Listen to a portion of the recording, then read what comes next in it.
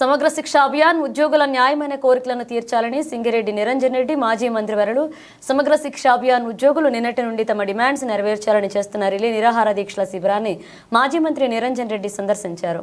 ఇతర పార్టీల వల్ల నా ఆహ్వానించారు. మీరు కూర్చున్నారు, కనీసం నాకు చెప్పకపోయినా కూడా చెప్పాలి. నేను చూసి ఆగలేదు అనుకున్నారా? ఇంకా నిరవధికంగా మీరు కూర్చున్నప్పుడు మీ నిరాహార దీక్షలు జరిగే క్రమంలో ప్రభుత్వం దిగి రాకపోతే నేను కూడా ఒక పూట తినకుండా వచ్చి మీ జతన పొద్దున కూడా కూర్చుంటాను. సరేనా? నేను ఎక్కడ నేను 100 మందిని తోలుకొని వచ్చి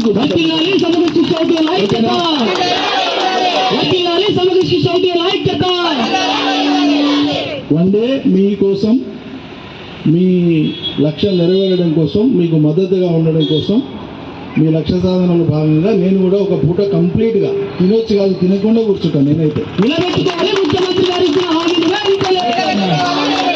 నిలబెట్టుకోవాలి ముఖ్యమంత్రి గారి హామీని వెంటనే. మన సహనం ఉండదు. మనకు ఒక అవాస్తవమైనటువంటి విషయాన్ని దుష్ప్రచారం రూపంలో కనుక ప్రచారం చేస్తే దాన్ని చాలా తొందరగా ఆకట్టుకుంటుంది, మనం ఆకర్షింపబడతాం. అదే జరిగింది. దాని పర్యవసానం ఇవాళ రాష్ట్రంలో ఉండేటువంటి ప్రతి వర్గం ప్రజలు కూడా అనుభవిస్తున్నారు. వీళ్ళు వాళ్ళు అంటలేను నేను, ప్రతి వర్గం. ఉదాహరణకు మీకు విషయం అర్థంగానికే చెప్తా. మీ దాంట్లో వ్యవసాయాలు ఉండేవాళ్ళు ఉండొచ్చు, నాకు తెలిసి చాలామంది ఉంటారు. ఉన్నారా? మీ భర్తలకో మీ అమ్మనాయనలకో సేద్యాలు ఉండేటువంటి వాళ్ళు ఒకసారి చేయొచ్చండి. ఎంతో కొంత భూమి ఉన్నవాళ్ళు ఎక్కువ మంది ఉన్నారు. రైట్, భూమి ఉన్నటువంటి రైతులు కానీ, భూమిని నమ్మి పనిచేసేటువంటి ఆ రంగం కానీ బాగుపడితే లోకం బాగుపడుతుందని ప్రిన్సిపల్ అందరికీ తెలుసు. అందుకోసం మనం ఆ రంగానికి చాలా చేసినాం. నీళ్ళు ఇచ్చినాం, కరెంట్ ఇచ్చినాం, పెట్టుబడి ఇచ్చినాం, బీమా ఇచ్చినాం, పంటలు కొనుగోలు చేసినాం. అంటే ఆ రంగం నిలబడితే దాని మీద ఆధారపడి బతికేటువంటి సమస్త లోకం బతుకుతుంది గొప్పగాని. అందులో మనం ఎకరాయనం చూడలే, 10 ఎకరాలను చూడలే, 20 ఎకరాలను చూడలే. 20 ఎకరాలైనా పండించినా, ఎకరాయన పండించినా ఆ కుటుంబానికి ఎంత అవసరమో అంతే పెట్టుకొని మిగతా మార్కెట్కి అమ్ముతారు. ఇది మనందరికీ తెలిసిందే కదా.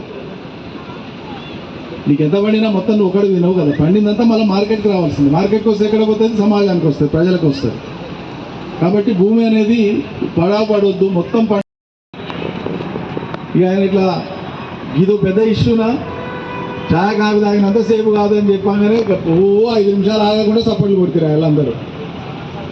మీరు కాదు, మీ సంఘానికి సంబంధించిన వాళ్ళు. ఆయన అయిపోయిందన్నాక కూడా ఇంకా కొడుతూనే ఉన్నారు సపోర్ట్లు. అంత ఆనందం. మరి ఆయనకు ఛాయకు రాళ్ళు దొరకలేదా, గ్యాస్ స్టవ్ దొరకలేదా, కట్టెలు దొరకలేదా, అగ్గిపుల్ల దొరకలేదా, ఛాయ్ పత్తి దొరకలేదా, పాలు దొరకలేదా, నీళ్ళు దొరకలేదా, అంటించే మనిషి దొరకలేదా? మీరు అడగాలి. ఏమైనా మా ఛాయ్ కాఫీకి ఏడాది బట్టే ఇలా సరిగ్గా ఏడాది, మరి ఏడాది అవుతుంది మా ఛాయ్ ఎందుకు తయారు కాలేదని అడగాలి. మీరు ఆ మాట గట్టిగా అడగకుండా ఉంటే మీ తరఫున మేము పోయి కత్తి పట్టుకొని కొట్టడానికి రాదు. కత్తి అంటే ఒక మాట కత్తి, ఫిజికల్గా కత్తి కాదు. మీ తరఫున ఒక పదునైన మాట మేము వాడాలంటే మీరు గట్టిగా ఉండాలి.